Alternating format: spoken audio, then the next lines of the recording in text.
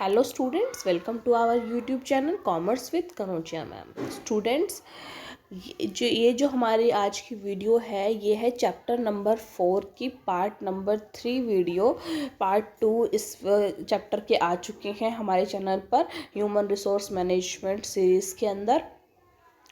तो चलिए स्टूडेंट, आज का जो टॉपिक है वो है हमारा रिक्रूटमेंट प्रोसेस, यानी किस तरीके से भर्ती की प्रक्रिया की जाती है वो इसके अंदर हम पढ़ेंगे। तो चलिए student, without getting late, let's start today's topic recruitment process. Recruitment process refers to those steps which are undertaken for recruitment, यानी भर्ती के लिए जो उनसे स्टेप्स लिए जाते हैं वो रिक्रूटमेंट प्रोसेस के अंदर आते हैं। This process has the following 5 steps. 5 step है, कौन कौन से? First one is recruitment policy बनाना। फिर मैन पावर रिक्रूटमेंट, जितनी भी ह्यूमन रिसोर्सेज की ज़रूरत होगी उनकी फोरकास्टिंग करना। ठीक है। सोर्सेज ऑफ रिक्रूटमेंट, यानी कहाँ से आप रिक्रूटमेंट कर सकते हो, सोर्सेज कौन से हैं रिक्रूटमेंट के। रिक्रूटमेंट मेथड और टेक्निक कौन कौन सी हैं, और रिव्यू ऑफ रिक्रूटमेंट प्रोग्राम, जो आपने रिक्रूटमेंट प्रोग्राम बनाए थे उनका रिव्यू करना। ये हो गई हमारी प्रोसेस। तो student, very very important question है रिक्रूटमेंट प्रोसेस का, एग्जाम में मोस्ट ऑफ आता है, अच्छे से कर लीजिएगा आप। तो चलिए स्टूडेंट, करते हैं। फर्स्ट ऑफ ऑल है recruitment policy. Every company should formulate a unanimous policies regarding recruitment. Employees should be recruited strictly according to this policy. एक पॉलिसी बनाती है हर ऑर्गेनाइजेशन, और जो एम्प्लॉयज़ उनको जब रिक्रूट किया जाता है तो उस पॉलिसीज़ के अंडर रहकर ही किया जाता है। The objective of this policy should be to bring about uniformity in recruitment. Objective क्या है इस पॉलिसीज़ का कि इन रिक्रूटमेंट के अंदर यूनिफॉर्मिटी लेके आना। ठीक है। Policy of recruitment is an integral part of personal policies. As such, recruitment policy of company must be in conformity with this personal policy. An effective recruitment policy must have the following. देखो, एक अच्छी जो recruitment policy होगी उसमें ये characteristics होनी चाहिए। क्या? First, recruitment policy must be perfect, clear and comprehensive. बिल्कुल परफेक्ट होनी चाहिए, क्लियर होनी चाहिए, ठीक है, और कॉम्प्रिहेंसिव होनी चाहिए। ठीक है, ज़्यादा बड़ी नहीं होनी चाहिए, कॉम्प्रिहेंस होनी चाहिए। आगे है, it should be in consonance with general personnel policy. जो जनरल पर्सोनल पॉलिसीज़ है, मतलब पर्सोनल अपॉइंट करने के लिए, ह्यूमन रिसोर्स अपॉइंट करने के लिए, उससे साथ ये कॉन्सोनेंट होनी चाहिए। It must confirm to the present and future needs of the organisation.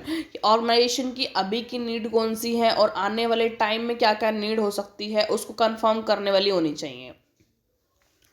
It must mention whether recruitment will be centralized or decentralized. As far as possible, it should be centralized. देखिए, ये भी mention होना चाहिए जो recruitment है ये centralised है, यानी किसी एक के हाथ में सारा जो पावर है, या फिर डिसेंट्रलाइज है। लेकिन जितना हो सके पॉसिबल हो ये सेंट्रलाइज होनी चाहिए। ठीक है, एक बंदे के हाथ में या फिर एक दो बंदे के हाथ में, एक टीम के हाथ में इसका प्रोसेस को होना चाहिए। It must be clear regarding internal sources and external sources of recruitment. ये जो है क्लियर होनी चाहिए रिगार्डिंग, भाई हमने जो रिक्रूटमेंट करनी है इंटरनल सोर्स से करनी है या फिर एक्सटर्नल सोर्स से करनी चाहिए, यानी कि ऑर्गेनाइजेशन में ही अपने ही अंदर वाले जो हमारे एम्प्लॉयज़ हैं उन्हीं को सक्सेशन प्लानिंग करके हम रिक्रूटमेंट करें, या फिर एक्सटर्नल बाहर से नया बंदा रिक्रूट करें। No assurance should be given to prospective employees on behalf of the company at the time of recruitment. जो भी prospective employees हैं, मतलब हमें लगता है कि ये skillful person हमारे लिए अच्छे हो सकते हैं। prospective मतलब अभी हमने उनको एम्प्लॉयड नहीं किया है, वो अभी कैटेगरी में है उसमें, तो उनको अश्योरेंस नहीं मिलेगा अभी कि हाँ भाई आपको जॉब मिलेगी, अभी नहीं होता। जब लास्ट में प्रॉपर सब कुछ देखा जाता है उसके बाद अश्योरेंस मिलती है कि हाँ आपको जॉब लेटर मिल जाएगा। ठीक है। Recruitment should be on the basis of merit, merit के बेस पे होने चाहिए. Recruitment policy should be framed in the light of the recruitment policy of other organisation and that of the government recruitment policy. जो recruitment policy है वो frame करनी चाहिए, मतलब बनानी चाहिए किसी जो दूसरी वो है अदर ऑर्गेनाइजेशन है उसको देखते हुए उस तरीके की रिक्रूटमेंट पॉलिसी हमें करनी चाहिए, और जो गवर्नमेंट की रिक्रूटमेंट पॉलिसी है उसको देखते हुए करनी चाहिए. ठीक है. Policy regarding promotion and transfer should be distinct and clear. और ये पॉलिसी के अंदर ये भी लिखा होना चाहिए कि प्रमोशन किस तरीके से होगा, ट्रांसफ़र किस वे में होगा, कहाँ पर हो सकता है, किस वजह से हो सकता है, वो सब चीज़ उसके अंदर लिखा होना चाहिए. Recruitment policy should be flexible so that it should be possible to affect change in it. Flexible होनी चाहिए, अगर कोई चेंज करना चाहे तो चेंज कर सके. ठीक है. Recruitment policy should ensure the achievement of individual objective along with the employment objective. जो रिक्रूटमेंट पॉलिसी है वो क्या करनी चाहिए, अचीवमेंट जो है इंश्योर करनी चाहिए इंडिविजुअल ऑब्जेक्टिव प्लस में एम्प्लॉयमेंट ऑब्जेक्टिव, मतलब कि ऑर्गेनाइजेशन के ऑब्जेक्टिव के साथ साथ जो पर्सनल ऑब्जेक्टिव है उसको भी बताने वाली होनी चाहिए कि आपकी क्या पर्सनल ऑब्जेक्टिव यहाँ पर फुलफिल किए जाएंगे. Policy should be dynamic so as to maintain a proper coordination between the aptitude of the employ and nature of the work. Dynamic nature की होनी चाहिए ताकि जो है एक प्रॉपर कोऑर्डिनेशन बनाए रखे between the aptitude of the employ और the nature of the work. जो किस तरह का काम दिया गया है उसको किस तरीके के उस पर एम्प्लॉय लगाया गया है उसमें कोऑर्डिनेशन बनाए रखे. It is essential to include preference in the recruitment policy. It should be distinctly mentioned that members of scheduled caste, scheduled tribes, other backward classes, handicapped and disabled person will be given preference. ये भी अलग से दिखाना होना चाहिए कि कितने percent जो है एक ग्रुप बनाए गए इसमें social tribes, social caste, backward classes, इन सब के लिए एक ग्रुप बनाया गया है. वो भी अलग से पॉलिसी में दिखाना चाहिए कि रिक्रूटमेंट के दौरान इतने बंदों का ये अलग ग्रुप, इतने 5% का मान लो ग्रुप हो गया, इनकी भर्ती होगी. ठीक है. आगे है forecasting of man power requirement. जितनी ह्यूमन रिसोर्स या फिर मैन पावर की रिक्वायरमेंट है उसकी फोरकास्टिंग करना, भाई कितने ज़रूरत पड़ेगी हमें अपने ऑर्गेनाइजेशन को स्मूथली रन करने के लिए, कितने ह्यूमन रिसोर्स चाहिए होंगे.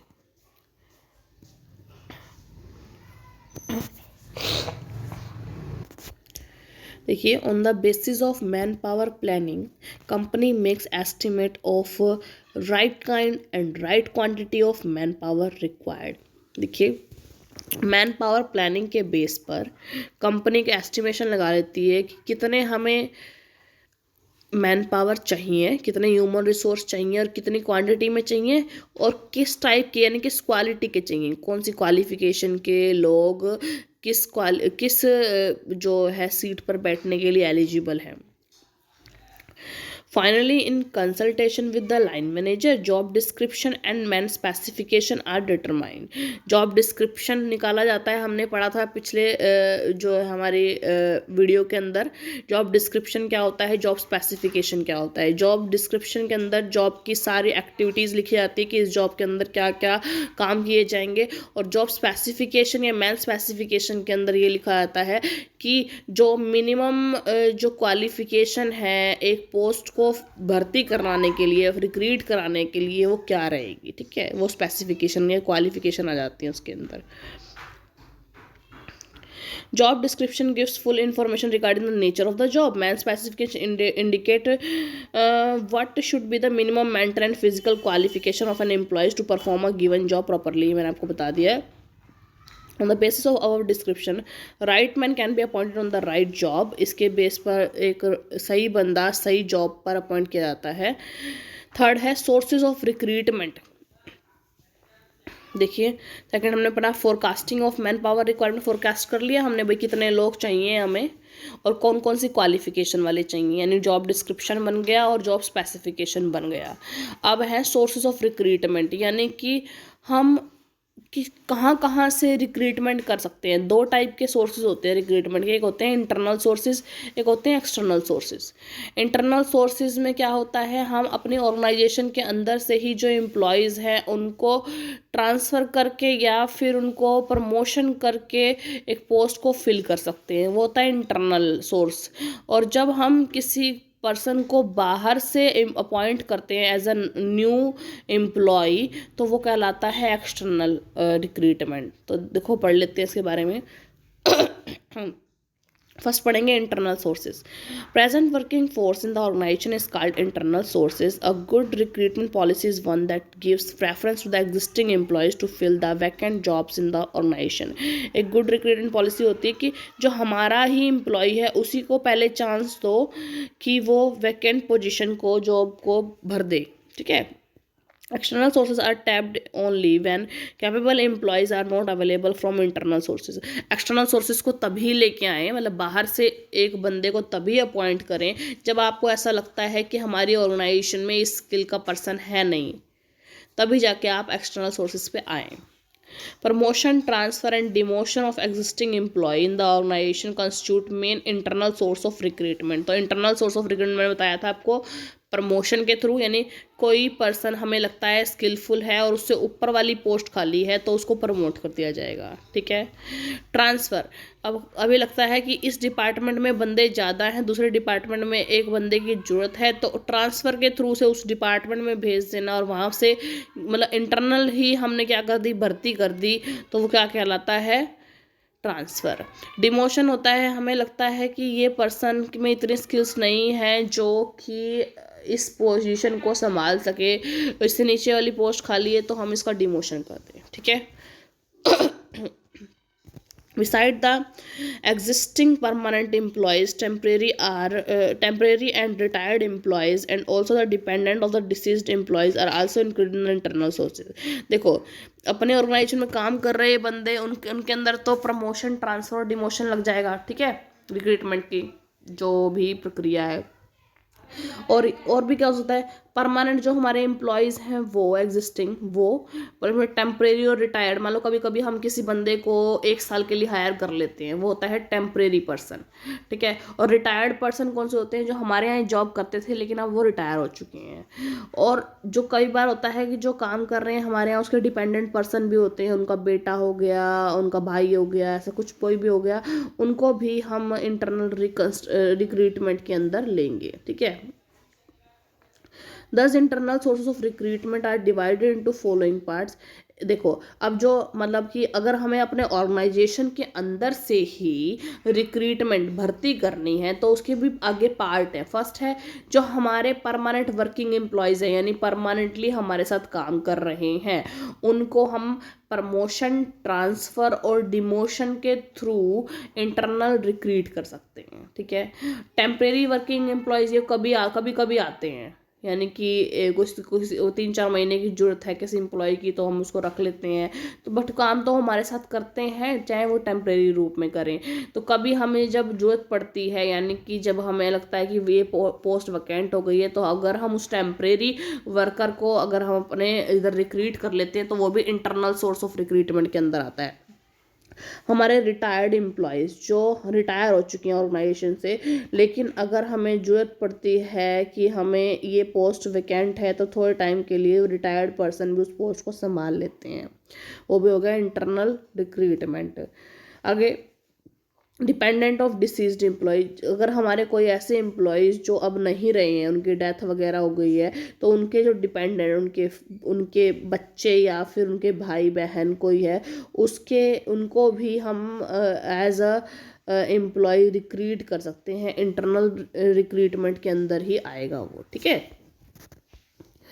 आगे देखिए मेरिट्स क्या है इसकी। This source is use to motivate the employees को मोटिवेट करने के लिए किया जाता है। प्रमोशन हो रही है हमारी, ट्रांसफ़र जो भी है।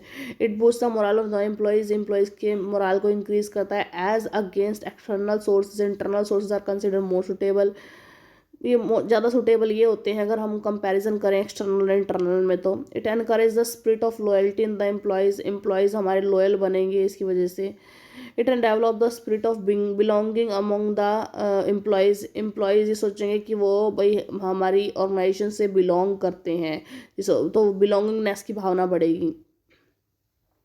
Employees do their work with more dedication, और डेडिकेशन से काम करेंगे कि हमें प्रमोशन मिल सकता है, दैट मीन्स हम अच्छे से काम करना चाहिए। Psychological needs of the employees are satisfied when they get proper opportunity in the organisation. अगर ऑर्गेनाइजेशन में उनको अच्छी अपॉर्चुनिटी मिलेगी तो उनकी साइकोलॉजिकल जो नीड्स है,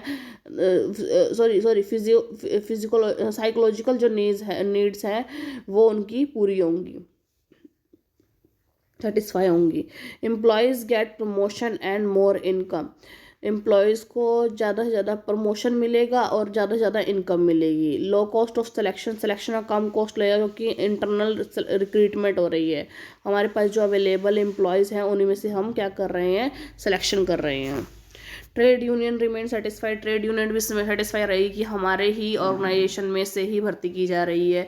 reduction in labour turnover rate, labour जो है छोड़कर नहीं जाएगी ऑर्गेनाइजेशन को, इसलिए लेबर टर्नओवर रेट जो है कम रहेगी, इससे हमारे बजट भी सेव रहेंगे। आगे डीमेरिट क्या है? डीमेरिट है new person mostly do not get opportunity to do the work. जो नए पर्सन आते हैं उनको अपॉर्चुनिटी नहीं मिलती काम करने की। Promotion is mostly by order of seniority. Promotion काम के बेस पे नहीं होता, सीनियोरिटी के बेस पे होता है, ये इसकी डीमेरिट है। Personal perceptions of the managers are more dominant in selection process. यानी सिलेक्शन प्रोसेस में उनकी खुद की जैसी जजमेंट होगी, परसेप्शन होगी किसी बंदे के रिगार्डिंग, वैसे ही वो उसको चूज़ करेंगे या नहीं करेंगे, तो ये चीज़ गलत है। ठीक है। Rapid development of organization does not find enough employees with the requisite qualification from internal sources। देखिए जो ऑर्गेनाइजेशन है उनको जैसा बंदा चाहिए, यानी जिस क्वालिफिकेशन का बंदा चाहिए, वो कभी कभी ऐसा होता है कि इंटरनल सोर्सेज में नहीं मिल पाता, तो ये भी इसकी एक डीमेरिट है। आगे हमने इंटरनल सोर्सेज पढ़ लिया, हमने एक्सटर्नल सोर्सेज देखिए क्या होते हैं। एक्सटर्नल्स के नाम से बताएं, हमारी ऑर्गेनाइजेशन से बाहर के लोगों की ऑर्गेनाइजेशन में भर्ती क्या करना, वो एक्सटर्नल सोर्स कहलाते हैं, जो बाहर के लोग होते हैं। ठीक है, और वो प्रोसेस कहलाती है external recruitment. Internal sources are limited. Our organisation can not meet their manpower needs from this source. मतलब जो इंटरनल जो सोर्स होते हैं वो एक लिमिटेड नंबर में होते हैं। हर ऑर्गेनाइजेशन अपने इंटरनल सोर्स से ही अपने रिक्रूटमेंट प्रोसेस को पूरा नहीं कर सकती। Since external sources are larger than internal sources, वो बड़े होते हैं। Greater emphasis is laid on the search and development of the former. ज़्यादा से ज़्यादा सर्च की जाती है, डेवलपमेंट की जाती है एक्सटर्नल सोर्सेज के ऊपर। Main external sources are the following kind. Education institution, यानी कि जो हमारी कॉलेजेस हैं, हमारी यूनिवर्सिटीज़ हैं, वहाँ से क्या करते हैं, हम भर्ती करवा लेते हैं वहाँ पर जॉब मेला लगा के। ठीक है। एडवर्टीज़मेंट के थ्रू हम किसी बाहर वाले पर्सन को एज अ एप्लीकेंट इनवाइट कर सकते हैं। एम्प्लॉयमेंट एक्सचेंज होती है, वहाँ पे लोगों के नाम दर्ज होते हैं, वहाँ से हम लोगों को उठा सकते हैं जो हमें अच्छी स्किल वाले लगते हैं। प्रोफेशनल एसोसिएशन होती हैं जो रिक्रूटमेंट प्रोसेस करवाती हैं, उनके थ्रू हम रिक्रूटमेंट प्रोसेस करवा सकते हैं। कैजुअल एप्लीकेंट्स हैं। कैजुअली जो एप्लीकेंट्स आ जाते हैं, मान लो किसी भी ऑर्गेनाइजेशन में ना ये होता है कि बाहर ना अपने रेज्यूमे दे आते हैं कि जब भी कोई पोस्ट खाली होगी ना तो आप हमारा जो रेज्यूमे है उस पर ध्यान दीजिएगा, वो होते हैं कैजुअल एप्लीकेंट्स। आगे हो गया ट्रेड यूनियंस। आगे labour contractor. Recruitment at factory gate से रिक्रूटमेंट हो जाती है कभी कभी, या हम पूरा पढ़ेंगे, बताऊंगी आपको कैसे होती है। Friends and relative of present employees. Present employed के फ्रेंड्स और जो रिलेटिव्स हैं वो, और एम्प्लॉयज़ ऑफ अदर ऑर्गेनाइजेशन, किसी दूसरी ऑर्गेनाइजेशन के जो एम्प्लॉयज़ हैं उनको हम अट्रैक्ट करके अपने ऑर्गेनाइजेशन में ले आते हैं। अब देखो डिटेल डिस्क्रिप्शन पढ़ेंगे एक्सटर्नल सोर्सेज ऑफ रिक्रूटमेंट के। वेरी वेरी इंपॉर्टेंट है, ये क्वेश्चन आता है कि एक्सटर्नल रिक्रूटमेंट के सोर्सेज बताइए। डिटेल इंफॉर्मेशन पढ़ते हैं इसके अब। हाँ जी स्टूडेंट्स, इसकी डिटेल डिस्क्रिप्शन देखिए एक्सटर्नल सोर्सेज की। फर्स्ट है एजुकेशनल इंस्टीट्यूशन, यानी कि जो हमारे स्कूल और कॉलेजेस होते हैं वहाँ पर क्या होता है, जॉब मेला लगता है, और जॉब मेला के थ्रू जो कंपनीज होती हैं वो क्या करती हैं, बच्चों को जो उनकी स्किल्स उनको चाहिए होती हैं वो अगर किसी स्टूडेंट्स में लगती है तो उनको हायर कर लेते हैं। Works are becoming increasing complex in industry and trade. To perform this function manager and technical education is must. Hence higher level vacant post can also be filled by establishing contact with management college, university, technical institutions, इनसे क्या करते हैं, contact कर लेते हैं और फिर जो क्वालिफिकेशन और जो स्किल हमें रिक्वायर्ड होती है वो वहाँ से हम ले लेते हैं, ठीक है। मतलब वहाँ के स्टूडेंट्स को हम एज अ एम्प्लॉय रख लेते हैं, ठीक है।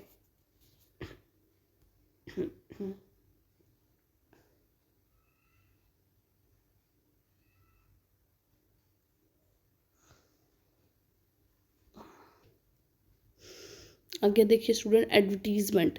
एडवर्टीजमेंट के through, advertisement is an important means for recruitment of employees. Vacant jobs are announce through different print and electronic media like newspaper. Newspaper के अंदर, मैगजीन, जर्नल, टेलीविज़न, रेडियो के अंदर वैकेंसी को हम क्या करते हैं, एडवर्टाइज कर देते हैं। और उस एडवर्टीजमेंट के थ्रू जो टाइप के स्किलफुल पर्सन मांगे होते हैं वो हमें वो हमारी जॉब में अप्लाई करते हैं, हमारे वैकेंट पोजीशन के लिए हमारे ऑर्गेनाइजेशन में अप्लाई करते हैं। Advantage of advertisement lies in the fact that large number of prospective employees can be attracted. Disadvantage of application advertisement is that there is a spate of application. Most of the applicants do not fulfill the required qualification. Consequently, it involves a lot of time in screening the application and taking necessary action. देखिए, अगर हम advertisement के through recruitment करते हैं तो उसकी कुछ merits भी और कुछ डीमेरिट्स भी हैं। मेरिट्स ये हैं कि हमें बहुत सारे एप्लीकेंट मिल जाते हैं, ठीक है। बहुत सारे एप्लीकेंट हमारे ऑर्गेनाइजेशन में अप्लाई करते हैं और हम उसमें से बहुत सारी स्किल्स चूज़ कर सकते हैं, ठीक है। लेकिन इसमें एक जो ड्रॉबैक है या फिर डिसएडवांटेज है वो ये है कि जो हमारे पास बहुत सारे एप्लीकेशन आ जाते हैं और कई बार क्या होता है, जो बंदा हमारे जॉब के लिए क्वालिफाइड भी नहीं होता, एलिजिबल भी नहीं होता, वो भी अप्लाई कर देता है। तो हमारे पास बहुत सारा टाइम लग जाता है हमें उनकी जो एप्लीकेशंस है उसको चेक करने में और जो नेसेसरी उसके अंदर से डिसीजन निकालने में।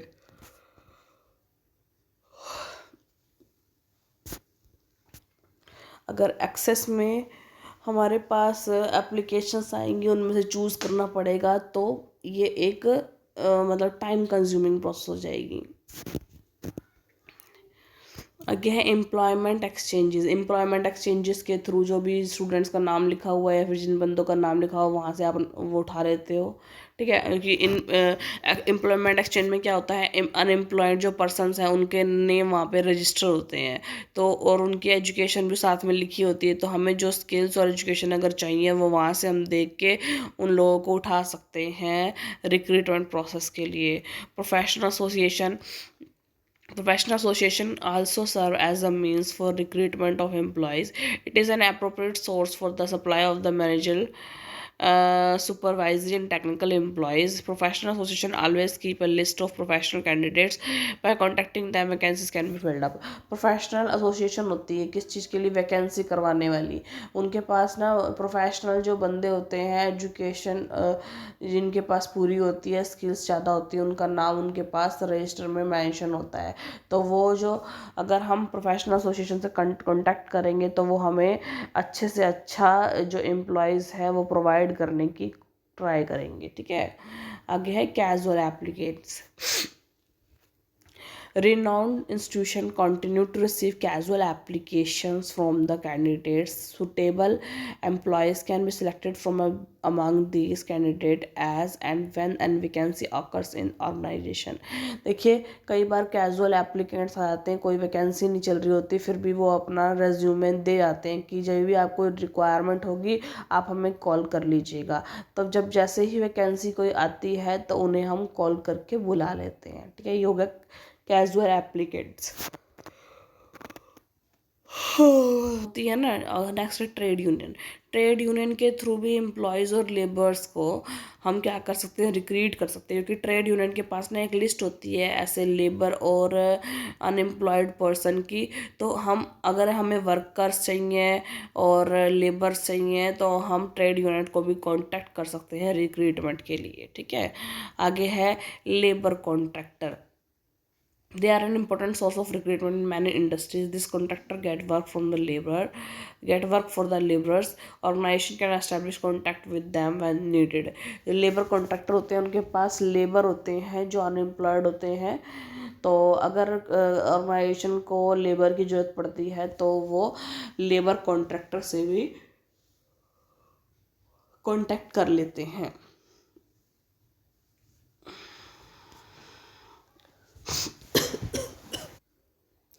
नेक्स्ट है recruitment at factories gate. Factory के गेट पे रिक्रूटमेंट कैसे. It is also an important source of recruitment of labour.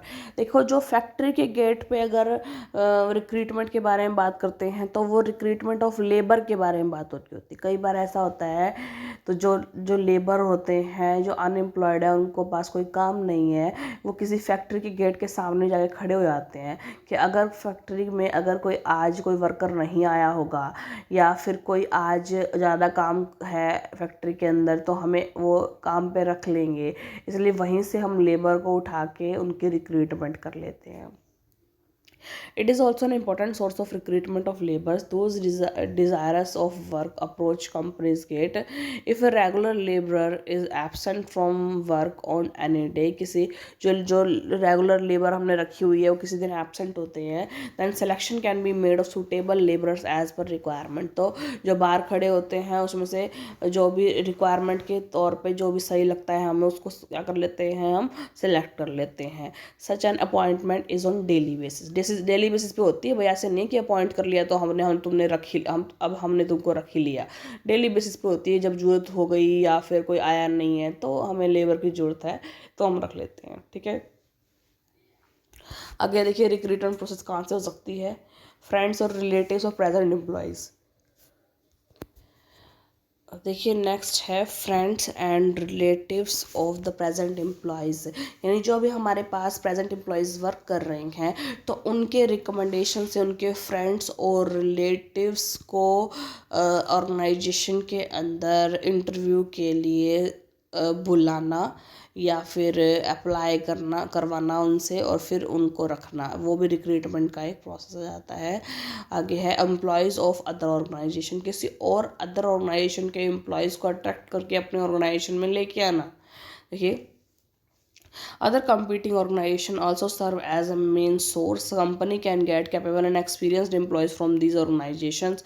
Companies can attract experienced employees of the rival concerns by giving them promotion. तो क्या करती है company, मान लो एक सामने वाली कंपीटिंग कंपनी है, उसके अंदर एक इसमें एक ऐसा पर्सन है जो बहुत अच्छा आउटपुट निकाल के दे रहा है कंपनी को, बहुत अच्छे से वर्क कर रहा है, स्किलफुल पर्सन है, नॉलेज वाला पर्सन है, और कंपनी चाहती है कि ये पर्सन हमारे ऑर्गेनाइजेशन में आ जाए. तो उसको क्या करेंगे, हम उसको अट्रैक्ट करेंगे प्रमोशन के थ्रू और उसकी सैलरी इंक्रीज के थ्रू. मान लो वहाँ पर वो 40,000 रुपये सैलरी ले रहा है तो यहाँ हम उसको अट्रैक्ट करेंगे, हम आपको 60,000 रुपये सैलरी देंगे और भी अदर जो है फैसिलिटीज़ प्रोवाइड करेंगे. तो क्या करेगा वो सामने वाली कंपनी छोड़ के हमारे पास जो हमको ज्वाइन कर लेगा. ठीक है, ये भी एक रिक्रूटमेंट की प्रोसेस हो गई. तो हमने स्टूडेंट्स इसके अंदर ये पढ़ा एक्सटर्नल सोर्सेज. कुछ इंटरनल सोर्सेज पढ़े थे हमने पहले, फिर उनकी मेरिट्स और डीमेरिट्स पढ़ी थी, है ना. इंटरनल सोर्सेज में 4 जने थे: permanent working employees, temporary working employees, retired employees और डिपेंडेंट ऑफ डिसीज्ड एम्प्लॉयज़. ठीक है. और एक्सटर्नल जो सोर्सेज हैं उसके अंदर हमने कई सारे एजुकेशनल इंस्टीट्यूशन, एडवर्टीजमेंट, एम्प्लॉयमेंट. देखो एक क्वेश्चन अलग से आता है कि जो इंटरनल सोर्सेज या एक्सटर्नल सोर्सेज कौन कौन से हैं उसके बारे में बताइए, या फिर सोर्सेज ऑफ रिक्रूटमेंट कौन कौन से हैं, बस ये बता दें. क्वेश्चन पूछ लेंगे और उसको डिफाइन कीजिए, बड़ा क्वेश्चन पूछ लेंगे. उसमें आप बताओगे कि जो सोर्सेज ऑफ रिक्रूटमेंट है वो इंटरनल और एक्सटर्नल है, इंटरनल के ये पार्ट है और एक्सटर्नल के ये पार्ट है. ठीक है. तो एक्सटर्नल सोर्सेज के देखो कौन कौन से पार्ट है: education institution, advertisement, employment exchange, professional association, casual applicants, trade unions, labour contractor, requirement at factory gate, friends and relatives of the present employees, employees of other organisation. ठीक है, ये हमने पढ़ लिया. आगे डिटेल इन्फॉर्मेशन की. आगे कुछ इसकी मेरिट्स है, कुछ इसकी डीमेरिट्स है. मेरिट्स देखिए, New person get opportunity to work under this system. New persons bring with them new ideas and new नया पर्सन काम करेगा तो उसके नए आइडियाज़ और नए टेक्निक होंगे, ठीक है, वो कुछ देगा अपनी ऑर्गेनाइजेशन को नए आइडियाज़. सेकंड है number of candidates being large under external sources best selection is possible. देखो बहुत सारे अब एप्लीकेट्स अप्लाई करती हैं, इसलिए जो सिलेक्शन होगा वो बेस्ट पर्सन का होगा, बेस्ट एजुकेशनल और उसमें स्किल्स होंगी, स्किलफुल क्वालिटीज़ होंगी. Employees of suitable knowledge and skills are available. यानी जो एम्प्लॉयज़ हैं वो जो भी हमें नॉलेज वाले चाहिए वो मिल जाएंगे, और जो जो भी जिस तरीके के स्किल्स वाले हमें एम्प्लॉयज़ चाहिए होंगे वो हमें अवेलेबल होंगे एक्सटर्नल सोर्सेज से, ठीक है. फोर्थ है रिक्रूटमेंट और selection of the employees is possible without producers. मतलब कि रिक्रूटमेंट और सिलेक्शन है जो एम्प्लॉयज़ की, वो बिना किसी प्रीजुडिस के हो जाएगी. मीन्स कोई भी आपको जो पहले एक प्रक्रिया होती है वो नहीं करनी पड़ेगी. आपके पास बहुत सारे जो है एम्प्लॉयज़ अवेलेबल होंगे, ये नहीं है आपको थोड़े से लोगों के अंदर से आपको ये करनी पड़ेगी, ठीक है. आगे है cost of recruitment is minimum because employees can be appointed at a less wage rate. जो रिक्रूटमेंट जो की प्रोसेस है उसका जो कॉस्ट है वो कम आएगा. क्यों? क्योंकि एम्प्लॉयज़ को हम अपॉइंट करेंगे कम वेज रेट पे, क्योंकि हमें पता है हमारे पास बहुत सारे एप्लीकेंट्स हैं. तो हम ये देखेंगे कि आप कितना मांग रहे हो, आप कितना मांग रहे हो, आप कितना मांग रहे हो. एक बोलेगा कि मैं 10,000 में भी रेडी हूँ और सेम क्वालिफ़िकेशन है. एक बोलेगा कि मैं 15,000 में रेडी हूँ, वही सेम क्वालिफ़िकेशन है. एक बोलेगा कि मैं 25,000 में रेडी हूँ. तो नॉर्मल सी बात है, अगर सेम क्वालिफ़िकेशन है, वही बंदे में स्किल्स है, तो हम 10,000 वाले को हायर करेंगे ना, तो जो है कॉस्ट कम पड़ जाएगी. By recruiting employees from other organization, their experience and expertise can be taken advantage of.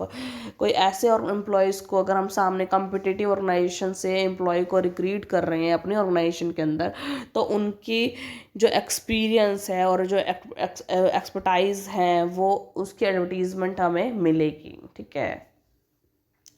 आगे है डीमेरिट. डीमेरिट देखो क्या है. Limitation of labour market influence recruitment. Labour market influences demand for the supply of the labour. For instance married women do not like to work at a distant places.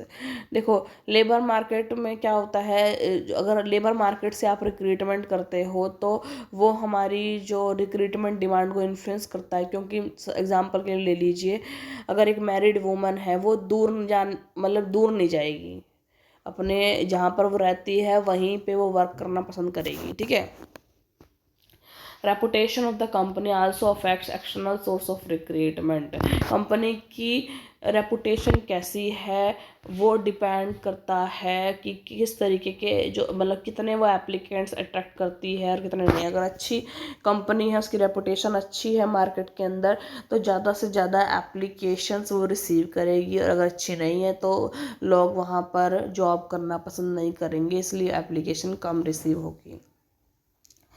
आगे है if company does not believe in recruiting employees from other organization, it may not get experienced employees in adequate number. अगर company ये believe नहीं करती कि हम दूसरे organisation के पर्सन को अपने ऑर्गेनाइजेशन में रखें, तो उन्हें क्या नहीं मिलेगा, एक्सपीरियंस्ड एम्प्लॉयज़ नहीं मिलेंगे, ठीक है.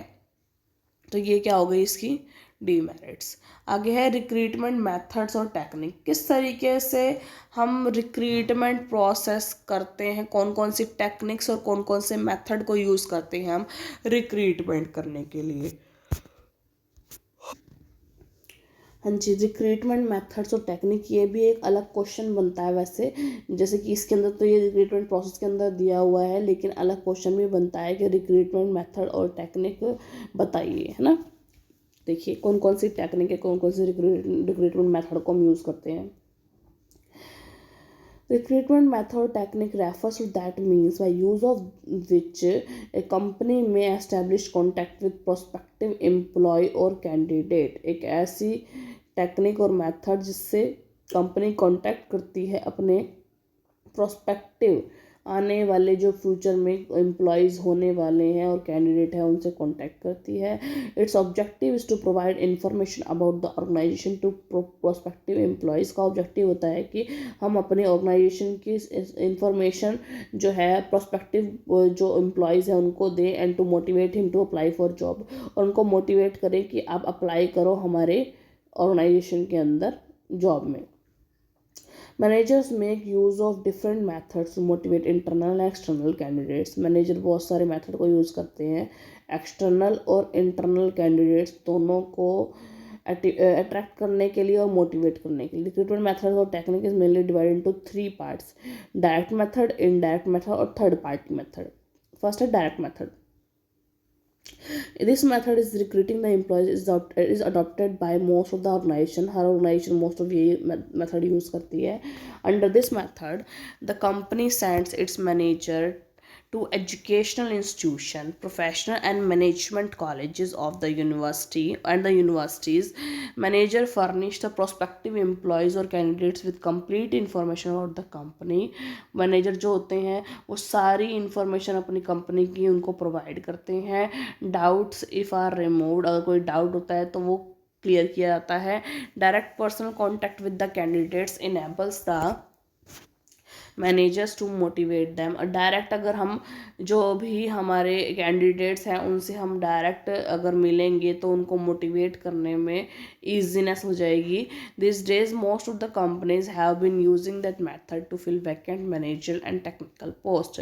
आज के टाइम में जो कंपनीज है वो यही मेथड यूज़ कर रही है। वो डायरेक्ट कॉलेज, एजुकेशनल इंस्टीट्यूशन वगैरह में जाके, यूनिवर्सिटीज़ वगैरह में जाके क्या करती हैं, टेक्निकल जो पोस्ट है हमारी और मैनेजर पोस्ट है उसको वहाँ से भर्ती कर लेती हैं, रिक्रूटमेंट कर लेती हैं। तो ये होती है डायरेक्ट भर्ती।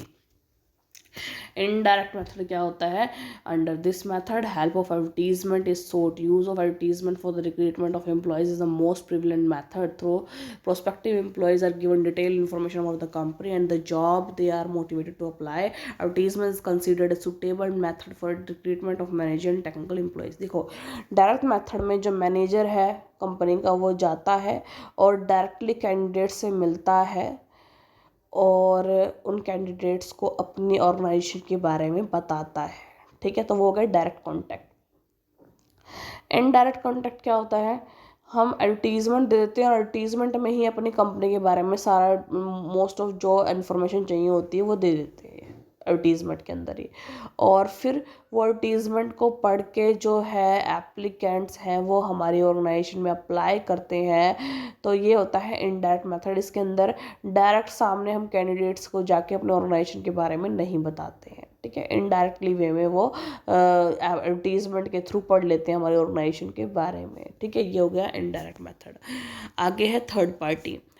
Under this method, employment exchange, business institution, recommendation of employees, trade union etc. are the best for recruitment of employees. मतलब कोई थर्ड पार्टी, ना तो बंदा मैनेजर सामने जा रहा है रियल में, इनडायरेक्ट भी नहीं कर रहा, इनडायरेक्ट जो है एडवर्टीजमेंट के थ्रू भी नहीं अप्लाई करवा रहा कैंडिडेट से, तो थर्ड वो क्या यूज़ करेगा? एम्प्लॉयमेंट एक्सचेंज का यूज़ करेगा, बिजनेस इंस्टीट्यूशंस का यूज़ करेगा, या फिर रिकमेंडेशन ऑफ किसी अदर एम्प्लॉयज़ की रिकमेंडेशन पे रिक्रूटमेंट करेगा, ट्रेड यूनियन की हेल्प से कर सकता है। तो ये थर्ड पार्टी हो जाएंगे। आगे है रिव्यू ऑफ रिक्रूटमेंट प्रोग्राम। अब हमने रिक्रूटमेंट कर दिया, ठीक है, मेथड वगैरह यूज़ कर ली, जो सा मेथड यूज़ करना है, रिक्रूटमेंट हो गई। अब रिक्रूटमेंट प्रोग्राम का रिव्यू करना है। Review of recruitment programme is necessary. It helps in knowing whether the expenditure incurred on recruitment programme is in selection process is useful और नॉट। इसमें ये देखा जाता है कि जो हमने खर्चा किया है रिक्रूटमेंट प्रोग्राम के अंदर जो सिलेक्शन के लिए, वो यूज़फुल रहा कि नहीं रहा। और even for continuous growth of the recruitment sources this review is indispensable. ये मतलब कि अगर कंपनी को कॉन्टीन्यूस ग्रोथ चाहिए तो ये जो प्रोग्राम रिक्रूटमेंट प्रोग्राम है उसका रिव्यू बहुत ज़रूरी है। ठीक है, तो ये हो गया हमारी रिक्रूटमेंट प्रोसेस कंप्लीट। तो इसके अंदर हमने क्या क्या पढ़ा स्टूडेंट? बहुत इंपॉर्टेंट क्वेश्चन था हमारा ये रिक्रूटमेंट प्रोसेस का। जिसके अंदर हमने ये पढ़ा रिक्रूटमेंट पॉलिसीज़ के बारे में पढ़ा, forecast of man power requirement के बारे में पढ़ा, सोर्सेज ऑफ रिक्रूटमेंट कौन कौन से इंटरनल एक्सटर्नल सोर्सेज के बारे में पढ़ा, रिक्रूटमेंट मेथड और टेक्निक, डायरेक्ट इनडायरेक्ट और third party method, review of recruitment programme review आ गया। तो आई होप स्टूडेंट आपको ये वीडियो अच्छी लगी हो, आपको समझ में आई हो आप इसके अंदर हमने क्या टॉपिक करवाया है। तो अगर वीडियो आपको अच्छी लगी हो, समझ में आई हो, आपका टॉपिक क्लियर हुआ हो, तो ज़्यादा से ज़्यादा मेरी वीडियो को लाइक कीजिए, शेयर कीजिए, कमेंट्स कीजिए और ज़्यादा से ज़्यादा मेरे चैनल को सब्सक्राइब कीजिए। Commerce with Kanuja ma'am. Thank you students.